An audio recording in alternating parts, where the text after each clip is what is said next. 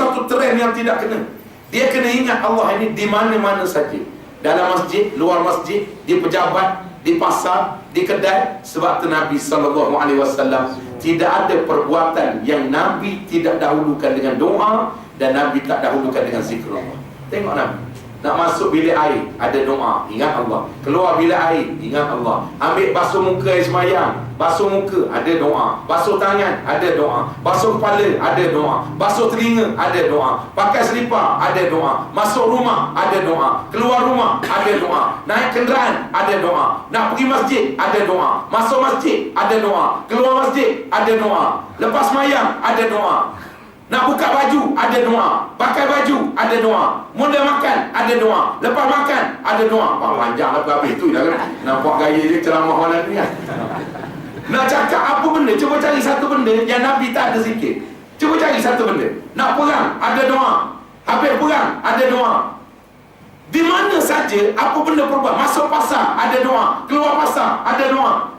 Tak ada satu pun perbuatan Nabi yang tak ada hubung dengan Allah. Sebab tu manusia jadi hebat bila bawa watak Nabi ni, akan jadi hebat. Tuan-tuan, saya nak cerita peribadi manusia hebat yang hidup lagi. Tuan Guru ni Aziz Kelantan, boleh tahan 23 tahun muentah, satu kes rasuah pun tak dapat. Duduk rumah bodoh macam tu lagi. Kalau pergi rumah ni pagar tak ada, pagar tak ada. Pernah polis waktu dia jadi menteri besar, polis nak bagi jaga rumah dia. Dia kata tak payah jaga, Allah jaga rumah dia. Tak payah jaga, escort tak mahu. Akhir sekali, kerana ulama macam tu melahirkan sultan pun macam tu sekarang. Sultan Kelantan, jangan main-main tuan-tuan. Kalau tuan-tuan pergi Kota Baru sekarang ni, sedar-sedar duduk sebelah tuan-tuan sultan, ampun gitu. Dia pergi pakai baju Melayu, pakai kain belekat, pakai selipar jemput, bawa kereta tanpa driver, senyap-senyap pergi duduk masjid dengar kuliah. Kita pun assalamualaikum, ya ampun tuan, padahal tidak bagi salam. Baru ni tuan-tuan tak tengok gambar masuk pakai dalam kubur. Seorang rakyat miskin yang mati, rakyat dia mati, ada tak sultan dalam Malaysia boleh tu? Boleh masuk dalam kubur ni, hadir tolong angkat mayat sama. Ingat senang, boleh mayat hajat. Sebab ditakbir, ditarbiah oleh ulama. Sultan Mizan Zainal Abidin, sebab duduk dengan ulama. Lepas tu dia jadi, tengok isteri dia pakai tudung. Sultan lain tak pakai tudung, pakai tudung saji. Dia tak kira atas dunia ni memang hebatlah, makan orang tolong tarik. Tapi bila mati habislah hebatnya. Alhaakumut takatsur hatta zurtumul maqabir. Masuk kubur habislah hebatnya. Habis malaikat pun tak tanya, ampun tuanku, beribu-ribu ampun. Semua parti harap diampun dalam kubur. Izinkan parti pacar yang hina bertanya beberapa soalan kepada tuanku. Ma rabbuka, siapa Tuhan tuanku? Tak ada. Dia tak panggil tuanku dia dalam kubur. Habis sebab ulama duduk macam tu. Tuan-tuan tengok, setiap hari waktu dia jadi menteri besar, cuba baca biografi dia. Beli buku yang terbaru ni, ada 3 jilid, sedang dikeluarkan oleh Yayasan Guru Kelantan. Setiap pagi orang masuk kerja pukul 8, pukul 7 dia sudah ada di pejabat. Cuba tanyalah driver dia, 7.30 paling lewat dia ada di pejabat. Sampai di pejabat, semayang dulu. Masuk waktu duha, semayang duha. Semayang duha, tak pasang lampu, tak pasang kipas, tak pasang aircon. Orang tanya, ngapa tu Guru tak pasang aircon, tak pasang kipas? Sebab aku bekerja, aku semayang sekarang ni peribadi aku. Kalau aku pasang, aku pakai kipas ni, pukul 8 nanti baru waktu aku bekerja. Ada ke manusia macam ni? Umar Abdul Aziz bawa watak macam ni. Anak pakai rantai emas. Tanya, daripada mana? Bimbang, kadang-kadang dia sebagai pemerintah bimbang terambil harta rakyat. Ini baru pemerintah yang sebenar. Ini pemimpin yang adil, yang membawa Islam. Apabila bawa hati ingat pada Allah. Bila hati ingat pada Allah, ada apa-apa semayang hajat dulu. Semayang hajat daripada dulu ni, tu Guru ni. Apa benda nak dipecah tanah, Allah Akbar, mayang hajat. Ada masalah, mayang hajat, mayang hajat, mayang hajat. Tuan-tuan tengok ekonomi, betul tak? Walau anna ahlal qura amanu wattaqaw la fatahna alaihim barakatin minas sama' wal ard. Bila penduduk sebuah negeri beriman, bertakwa pada Allah, Allah turunkan rezeki daripada langit, keluar daripada bumi. Al-A'raf 96. Ini realiti yang kita nak bangunkan seperti ini. Maya ajak tak berhenti. Tuan-tuan tengok, dulu Kelantan ni duduk nombor 2 dalam Malaysia, paling miskin. Paling miskin. Sumber ekonomi Selangor 1.2 bilion setahun. Dapat hasil kadarnya daripada cukai, daripada apa. Kelantan 200,000. 200,000. Tuan-tuan tak ingat masa mula-mula Tok Guru naik memimpin dulu, orang kata apa? Habislah mampu kerah ni. Paling lama 6 bulan. Kata Allah yarham dapat baru 6 bulan mati. Termasuk orang lain pun kata mati sebab ekonomi tak mampu jana.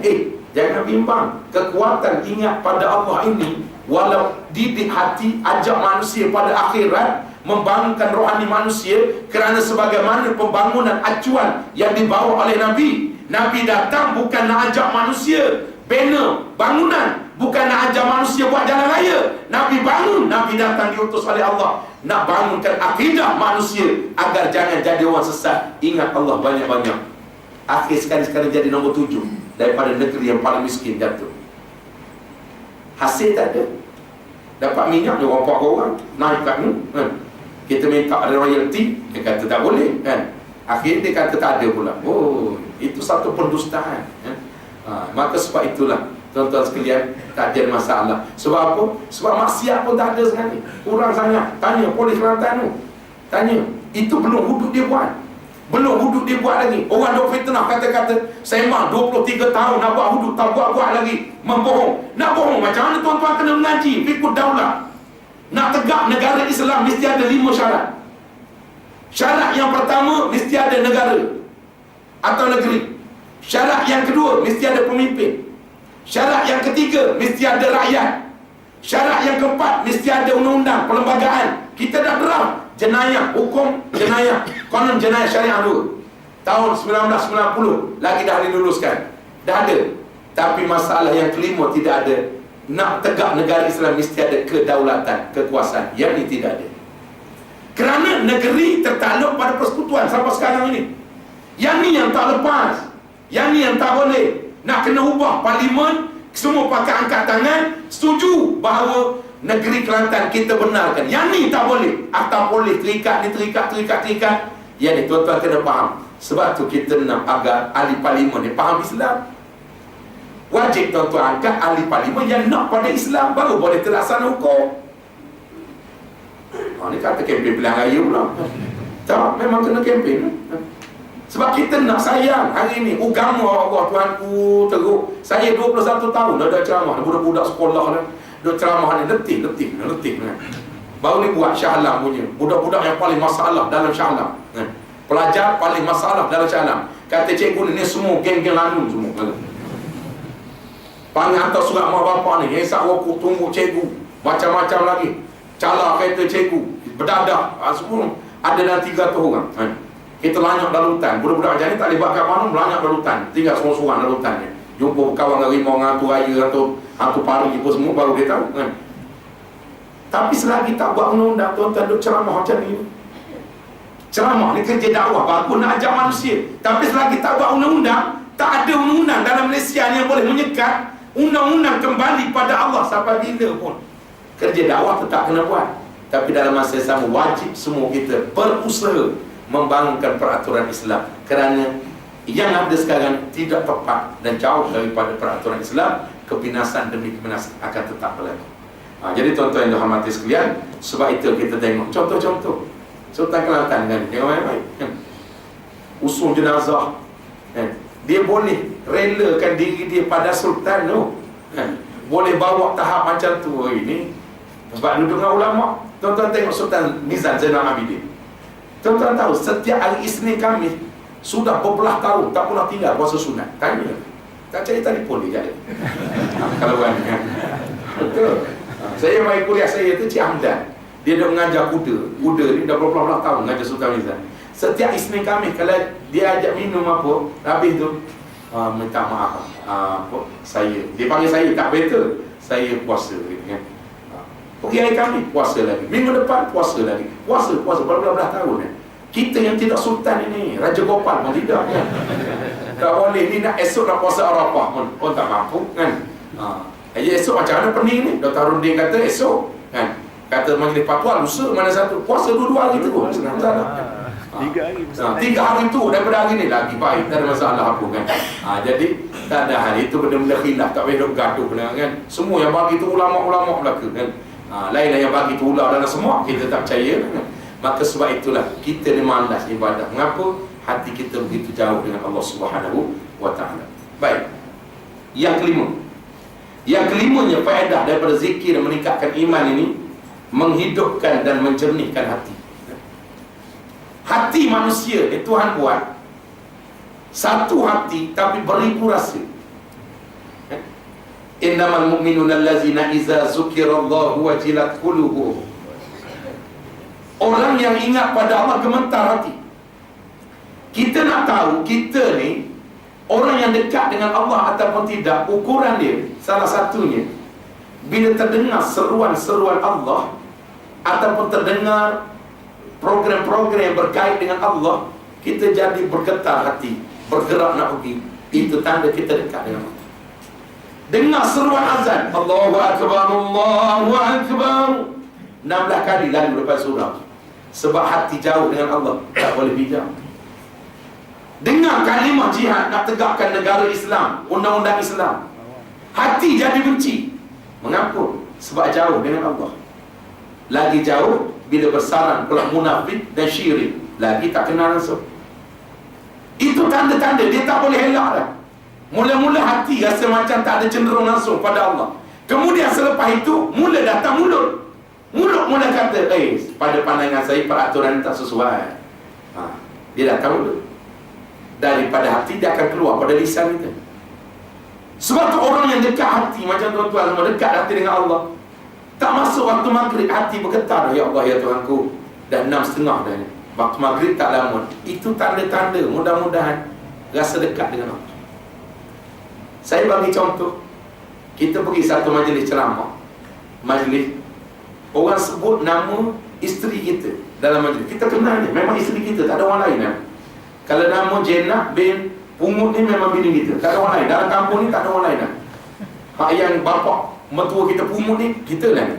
Salah satu andalah dia tak ada. Apa perasaan kita kalau orang yang dekat macam kita, isteri kita, orang sebut nama, apa perasaan kita? Zainab bin Pungut dan Zainab bin Pungut, sila angkat tangan. Tok laki Zainab tadi gedeguk. Apa pula bini aku, kenapa yang salah apa? Sebab apa? Sebab dekat dengan kita. Cuba dia sebut itu nama isteri orang lain. Dia sebut nama Salmah bin Ghazali. Tak ada kait dengan kita, ada nak berdebar hati. Tak ada. Itu tanda jauh. Itu tanda jauh.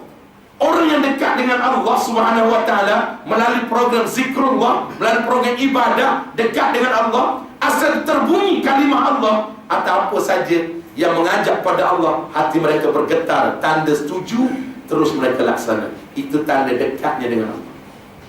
Sebab tu tak boleh. Kalau kita nak rombak, nak rukai masyarakat ini, masyarakat ini banyak jauh dengan Allah, fakturnya kurang zikrullah, fakturnya hati mereka keruh dengan syirik dan juga munafik pada Allah. Akhir sekali dia jadi satu refleks, satu tindak balas. Bila sebut Allah, hati sebab dia tak rasa dekat, akhir sekali sentiasa tak nak. Datang kuliah ilmu, bersepah-sepah, tak nak. Kemudian dia nak pergi program agama, tak boleh, tak suka duduk lama-lama. Mengapa? Hati jauh dengan Allah. Tapi kalau duduk rasa program agama, duduk lama pun tak apa. Macam malam ni tuan-tuan, tak gerak tadi dia isyak kan. InsyaAllah kita tak lama, belum subuh kita berhenti lah malam ni kan. Boleh tak? Boleh. Sebab apa? Sebab hati sudah jinak dengan Allah.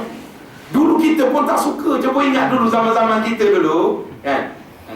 Jangan ada samsir sangat. Dia kata orang macam-macam, ini dia jahat ni kan. Ingat kita dulu kan jahat sama. Akak-akak dulu zaman pakai baju kebaya tahun 60-an, 70-an dulu kan. Cokek tu dia kat pinggang ni. Tok Imam berjalan tercabuk dia.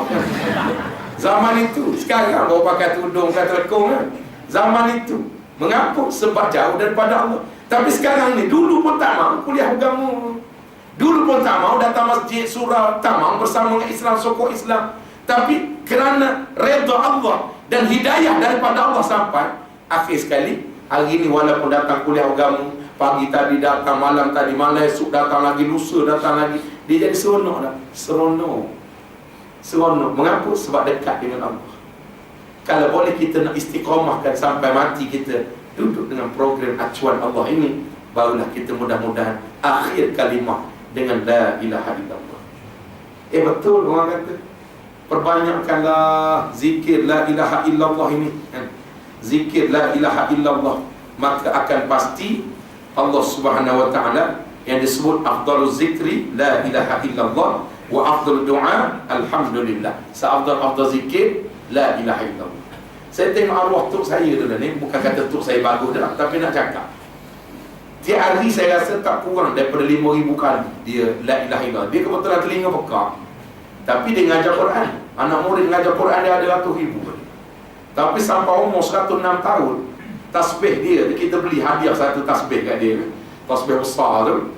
Saya pergi tempah di Dabung, Kelantan, minta orang geng-geng kayu-kayu dia tolong buat. Kata tok kita ni rajin berzikir, dia buat. Dia kata, ustaz kalau jual ni 800 lebih tasbih, kan? Sebab semua pakai raja kayu dengan kayu kemuning hitam saja, yang original, kan? Saya bagi pada tok saya tu, dia golek tasbih tu sampai berkilat. Memang betul, kalau kita praktis dalam hidup selalu la ilaha illallah, la ilaha illallah, dekat nak mati orang ajar mengucap mudah sangat. Berbanding dengan hidup ni dok nyanyi melalak tak berhenti. Dekat nak mati ajar mengucap la ilaha illallah, nyanyi juga sudah keluar. Sebab apa? Sebab biasa macam tu, kan? Biasa. Sebab tu dia latihan, dia panggil latihan minda bawah sedar. Nanti kita tak tahu keadaan macam mana kita nak mati. Mungkin tak sedar diri, hospital Ampuan Rahimah 2 minggu tak tahu. Datang kawan-kawan baca Yasin, kita tahu Ustaz Syukur datang doa kat kita, Tok Imam kita datang, Tok Bilal kita datang, tapi kita tahu nak jawab tak boleh. Waktu itu macam mana gelombang yang kita nak hadapi sakaratul maut dalam keadaan tidak persiap diri dengan zikrullah ini. Apatah lagi kalau orang yang bukan sekadar jauh dengan Allah, tapi lawan Islam terus, lawan para alim ulama, benci alim ulama. Alim ulama ni, wajah alim ulama, tengok saja dapat pahala dah. Kan Nabi sebut, tengok Quran dapat pahala. Walaupun tak baca lagi, tengok Quran dapat pahala dah. Kita pula memang suka tengok, tak suka baca. Balik rumah tengok, malaikat pun tulis pahala. Malaikat pun lama-lama 10 tahun menyapah pun kata malaikat, kan? Daripada dulu menengok, kan? Baca tidak, kan? Apa tak lagi berjuang isi Quran, lagi besar pahala. Tengok Kaabah dapat pahala. Tengok mak bapak dapat pahala. Tengok mak bapak, mulianya mak bapak. Dia nak tengok mak bapak ni bila paling baik? Waktu mak ayah kita tidur. Nak tengok mak bapak ni waktu dia tidur. Itulah baru terkesan dalam hati. Tengok keruk atas daya, Allah tak lama dah ayah ni, kan? Mak ni tak lama dah, ya susah dia. Kalau tengok mata dia makan tak hebat, tengok waktu dia tidur baru rasa belah kesian. Anak-anak kita sambut. Anak-anak kita, kalau kita pukul lah, kita marah siang hari, malam hari cuba tengok waktu dia berkelempang depan TV tu, ya akan anak waktu itu akan rasa terkesan hati seorang ibu. Dapat pahala. Tengok ulama dapat pahala. Tengok Ustaz Syukur banyak-banyak, kan? Hari ni buat balik dia tu rumah, kan? Lagi baik letak tak kursi, kan? Duduk, betul. Duduk dengan alim ulama dapat pahala, kan? Apatah dengan mendengar macam ni, dengar sebanyak mana perkataan yang keluar daripada mulutnya, begitulah Allah bagi pahala pada kita dan diangkat dosa. Sebab tu seafdal majlis zikir ini di dalam kitab Majmu' Fatawa disebut seafdal ibadah selepas ibadah wajib adalah zikrullah. Dan seafdal zikrullah, setinggi-tinggi tahap zikrullah adalah majlis ini. Untung tuan-tuan suka majlis ilmu, duduk dengan para alim ulama. Sebab apa? Sebab kita rasa tak mampu. Saya tak mampu nak duduk sejam la ilaha illallah, la ilaha illallah, pemalahan ni. Tengok Gusti malam ni boleh, malam Jumaat di Bidu, kan? 6 jam tak apa, Gusti, kan? Tak apa. Tapi nak zikir mana? Tapi datang kuliah ilmu, tuan-tuan boleh duduk sejam, 2 jam macam ni. Niki manusia hebat ni. Manusia hebat. Tengok hebat jangan esok tak payah dah, kan? Jadi maknanya nak tunjuk bahawa itu perkara-perkara. Tapi kalau benci alim ulama, maknanya hatinya jauh daripada Allah. Benci, bunyi nama ulama, tengok poster keluar saja, wih, dia kata tak boleh ni, ustaz ni, ustaz apa tak boleh. Jangan macam tu. Tak ada, Nabi dah tak ada, alim ulama lah yang tinggal nak menyampaikan kebenaran pada kita. Jadi kalau hati kita suka dengan ulama, itu tanda dekat dengan Allah Subhanahu wa ta'ala. Jadi sikit lagi kita sambung. Mukmin yang keenamnya, kelebihan berzikir ini, mukmin yang senang berzikir, begitu dekat dengan Allah Subhanahu wa taala. Makin banyak kita seru nama Allah, makin dekat dia. Makin banyak istighfar, makin dekat. Sampai orang buat kitab Tenaga Istighfar, dia tulis. Tenaga Istighfar, tuan-tuan beli satu buku dia tulis. Nak cakap kuatnya istighfar punya power. Kadang-kadang ada masa yang kita bukan ahli zikir yang nak beristighfar sampai ratus ribu, tetapi ulama kata cukup lah, walaupun 2-3 kali, tapi daripada hati, agar dia terus naik sampai arasy Allah pada malam ini. Duduk dekat nak tidur, Astaghfirullahalazim allazi la ilaha illa huwal hayyul qayyum wa atubu ilaihi. Ya Allah, banyaknya dosaku ya Allah. Tiap-tiap malam muhasabah diri, biar dia naik, walaupun sekali dua sebut, tapi dia naik terus sampai arasy Allah. Kita bimbang malam ni kita tutup mata, tutup sudah. Maka saya pesan pada diri saya, tuan-tuan, majlis ilmu zikrullah, semayang juga ingat pada Allah, baca Quran ingat pada Allah, duduk apa saja majlis berjuang Islam ingat pada Allah. Semua sekali ada program mendekatkan diri pada Allah SWT, merupakan zikrullah. Jadi perbanyakkanlah, sebab kita nak mati, kita tahu dah, saya tahu lama dah, nak baca hadis baca apa, tapi kita nak buat itulah. Mengapa kita tak boleh buat? Sekali lagi, hati kita kotor. Yang kedua, kita tewas dengan godaan syaitan. Kita nak buat tapi tak ada kekuatan. Sebab itulah kata Zunnun al-Misri, Zunnun al-Misri, seorang ulama sufi di Mesir, dia kata apa? Tanda kasih sayang Allah, bila ditanya anak murid pada dia, wahai tuan guru, apa tanda Allah kasih pada kita? Lalu kata Zunnun al-Misri, tanda Allah kasih pada kamu dan pada kita, apabila Allah bagi kita peluang dan kekuatan untuk ibadah pada dia. Ada orang yang dibagi peluang tapi tak ada kekuatan. Rumah duduk dekat surau tapi tak pernah bijak surau. Kuliah ilmu, rata-rata kereta besar, beli Mercedes S350 hybrid, tapi tak pernah sampai. Motor besar, apa benda Goldwing, apa tu? Goldwing. Ada geng motor sini. Oh, ada. Tak apa kan. Saya baru ni ceramah untuk geng motor, orang dengar. Ada 400 orang. Dia buat konvoi motor kan. Bagus, saya suka kadang-kadang geng-geng motor-motor besar ni kan. Motor beratus-ratus ribu ni. Tapi motor besar, ratus ribu, tak pernah sampai surau masjid. Mengapa? Ada peluang, tapi tak ada kekuatan. Namun ada kekuatan, tapi tak ada peluang. Itu tanda Tuhan tak kasih itu. Badan sihat, kereta besar, rumah besar, segalanya okey, tapi tak ada peluang. Maghrib sibuk hantar anak tuition. Itu juga Tuhan tak sayang. Waktu-waktu maghrib macam ni, bawa isteri pergi cari kasut tumit tinggi. Nak raya haji ni bang, kasut belum beli. Tak beli lagi. Tewas, ada kuliah, tak apalah, tumit tinggi punya pasal. Patut tukar dengan ladam lembu punya tu kan. Tak ada peluang. Kekuatan ada dah, kereta ada, rezeki banyak, tapi peluang tak ada. Nak sampai majlis ilmu, nak datang mendengar, nak datang kuliah-kuliah, nak berzikir, nak hidupkan hati dekat dengan Allah, itu tanda-tanda Tuhan tak sayang. Maka tanda Tuhan sayang pada kita, dia bagi peluang, dia bagi kekuatan kita. Sama kita hari ni, kita tahu dah kelebihan zikir, tapi kita nak pegang tasbih, kita nak start, kita tahu. Kita tahu kelebihan sembahyang jamaah, tapi nak maintain 5 waktu itu tak boleh. Sebab apa? Sebab kita tak bersungguh-sungguh ibadah. Kita rasa mati, kita lambat lagi. Kita rasa mati lambat. Syaitan nak bisik, teruslah dunia ni, lambat lagi mati. Akhirlah kau, lama-kelamaan tewas kita dengan godaan syaitan. Hilang kekuatan. Lama-lama kita tak mampu mencapai darjah hampir dan dekatnya dengan Allah Subhanahu wa ta'ala. Yang ketujuh, apabila kita banyak berzikir pada Allah, iman akan naik dengan cara terhindarnya daripada sifat-sifat mazmumah seperti mengumpat dan mengeji, memfitnah dan sebagainya. Ada orang marah ke ustaz-ustaz. Bila ustaz-ustaz duk ceramah, duk marah, duk sebut pemimpin-pemimpin yang tak nak laksana Islam, yang melakukan program-program ekonomi yang bercanggah dengan dasar-dasar Islam, sebut aja.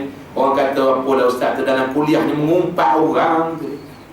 Tuan-tuan kena mengaji, mengumpat yang diharuskan dalam Islam. buka Riyadhus Salihin jilid yang kelima, kemudian buka pula Ihya Ulumuddin, akan jumpa kan? Banyak benda yang boleh diumpat ni, yang tak boleh sebut peribadi orang. Tak boleh. Pergi kenduri kahwin kan? Akak-akak kita pergi kenduri kahwin kan? Orang perempuan ni boleh tahan mulut dia kan? Orang lelaki 2 kali 5 kan? Pergi-pergi, kita tak pergi. Bila pergi, kita pun tanya, macam mana kenduri kahwin, pengantin okey ke? Dia tu, alhamdulillah bang, kata dia, pengantin perempuan cantiknya, pipi bagaikan paus di layang, bulu kening bagaikan semut beriringan, hidung mancung bagai seludang, bibir merah merekah, dagu bagaikan lebah bergantung, lawa gila, dia kata perempuan. Ingat okey habis kan? Tapi bang, tapi bang, pengantin lelaki sebiji macam negro. Yang tu yang tak boleh kan? Yang tu yang tak boleh. Belajarlah kita cakap lepas ni, alhamdulillah, sama padan, sama cantik, bagai pinang di belah dua kan? Tak payah. Yang tu yang paling mengumpat. Tapi sebut orang zalim boleh tak? Orang zalim tak nak buat Islam habis pakai huruf hala, kita sebut, wajib sebut, agar jangan orang terpengaruh dengan dia kan? Jangan terpengaruh. Ini dipanggil mengumpat yang harus. Tapi ada setengah orang, geng-geng kuat sangat rohani dia kata, oi tak baik, ni nampak geng-geng duk ceramah politik ni, dia kata tak ada kerja lain, duk mengutuk orang ke. Nanti dulu bos tengok dulu betul tak betul. Sebab orang tak buat kerja mengikut Islam, tak mau prinsip Islam, tolak Islam. Kalau kita tak sebut, kita pula berdosa. Orang lain ikut sama. Ni peranan alim ulama dan para pendakwa. Kita sebut. Jadi sebab tu kita kena beza mana yang mazmumah ni, mana yang mahmudah ni. Termasuk menyebut orang zalim ini adalah satu perkara yang baik dalam Islam. Tapi hari ni dia kata tak boleh kan? Kita ni diam-diam sudahlah. Itu masalah dia. Lagi 2 kali salah lagi. Dahlah kita ajak pada baik saja, tapi benda kemungkaran kita tak nak tentang, lagi masalah kan? Baik. Yang ke-8-nya, dia akan membina fikiran yang positif dan dinamik. Sebab apa? Hati kita tenang, akan sentiasa lapang. Tak ada duit, dengan zikrullah lapang. Ada duit, akan redha dan syukur. Itulah dipanggil dinamik dan positif. Yang ke-9, bersedia untuk hidup dengan penuh berani, dengan penuh berani mengikut syariat Islam. Kalau kita berzikir, ingat Allah SWT, walaupun mungkin menyebabkan kematian kita kerana menegakkan Islam, kita akan berani melakukannya sebagaimana para sahabat Nabi, sebab hati mereka begitu dekat dengan Allah SWT. Yang ke-10-nya, yang disebut oleh Syekh Hakim Muhyiddin ini, dapat menenggelamkan sifat-sifat munafik. Menenggelamkan sifat-sifat munafik, kerana orang-orang munafik ini begitu sikit sekali mereka berzikir kepada Allah. Kalau berzikir sekalipun dalam keadaan nak tunjuk-tunjuk pada manusia, bukan kerana Allah, maka sebab itulah orang munafik, dia kurang menyebut perkataan-perkataan zikir pada Allah. Lalu kalau kita ni masih lagi nak doa, nak sebut ni, ingat pada Islam, rasa suka nak tengok peraturan Islam ditegakkan. Tuan-tuan tak suka ke tengok bagaimana kerajaan Fatimiyah kan? Pernah berlaku, hidup tak lama Fatimiyah ni. Fatimiyah, saya dipangkan di Mesir waktu itu. Dulu-dulu malam-malam orang tidur, malam tidur, semua orang duduk dalam kerajaan Fatimiyah Mesir ini tidak tutup pintu, tak kunci pintu. Sebab selamat. Baldatun tayyibatun wa rabbun ghafur. Selamat. Kita try tak kunci pintu, tak andalah malam kan? Tidur, buka pintu, dan kita hilang kan? Bukan kereta lagi, kita pun hilang sama kan? ATM ada tu pun hilang kan? Malam tu serentak, kat Bandar Baru Kelang pun terlibat sama. Seluruh Malaysia operasi ATM canggih, dia boleh keluar pakai kad dia. Tolak keluar duit, tolak keluar duit. Hebat, pencuri zaman milenium kan? Pencuri zaman milenium, teror semua. Hebat kan? Jadi sebab itulah kita rindu pada Islam ini menyebabkan terhindarnya sifat-sifat munafik. Kerana orang-orang munafik, dia tak suka apa saja jenama Islam. Dia hanya suka pada benda yang Islam menguntungkan dia. Tapi dalam proses yang sebenarnya syumul, dia tak mau. Itu antara tanda-tandanya. Jadi muslimin muslimat yang dirahmati, yang dikasihi Allah, panjang lagi perbahasan mengenai perkara ini. Cuma kita berhenti di situ dulu pada malam ini, insya-Allah. Mudah-mudahan sempena dekat dengan Idul Adha ini, Dan esok orang dah mula wukuf Arafah, mudah-mudahan ambillah kesempatan kita untuk mencari keampunan Allah Subhanahu Wa Taala dengan melakukan ibadah puasa. Mudah-mudahan kita tidak melakukan ibadah haji dituntut agar mudah-mudahan dengan puasa sehari besok Allah Subhanahu Wa Taala ataupun lusa ni, mana-mana boleh ambil tuan-tuan, dua-dua ada pandangan itu. Jadi mudah-mudahan Allah ampunkan dosa kita setahun yang lepas, setahun yang akan datang dengan rahmat dan keampunan Allah, agar kita juga terus akan menjadi manusia yang suka ingat pada Allah sebagaimana perintah Allah, fazkuruni azkurkum washkuruli wala takfurun. Dan oleh itu ingatlah kamu kepadaku dengan mematuhi hukum dan undang-undangku, supaya aku juga membalas kamu dengan kebaikan, dan bersyukurlah kamu kepadaku, jangan kamu jadi kufur akan segala nikmat yang telah aku berikan padamu. Jadi cukuplah sekadar itu, pukul 9 lebih dah. Mudah-mudahan kita diampunkan dosa-dosa oleh Allah Subhanahu Wa Taala. Yang melakukan ibadah korban mudah-mudahan ikhlas hati kerana Allah. Kemudian yang tak melakukan ibadah korban disunatkan untuk melihat orang korban itu sendiri merupakan suatu ibadah pada sisi Allah Subhanahu Wa Taala. Mudah-mudahan dengan hati yang ikhlas kerana Allah, Allah ampunkan dosa kita. Kita berjumpa lagi pada masa-masa akan datang yang baik daripada Allah, yang lemah, yang kurang daripada kejahilan, kedaif diri sendiri. Aku qul hadza wa astaghfirullahal azim li wa lakum. Kita tangguhkan dengan membaca tasbih kafarah dan suratul Asr. Subhanallah wa bihamdihi, subhanakallahumma wa bihamdika, asyhadu an la ilaha illa anta, astaghfiruka wa atubu ilaik. Bismillahirrahmanirrahim. Wal 'asri innal insana lafi khusr illa alladhina amanu wa 'amilus shalihat wa tawassaw bil haqqi wa tawassaw bis sabr. Assalamualaikum warahmatullahi wabarakatuh. Takbir. Allah.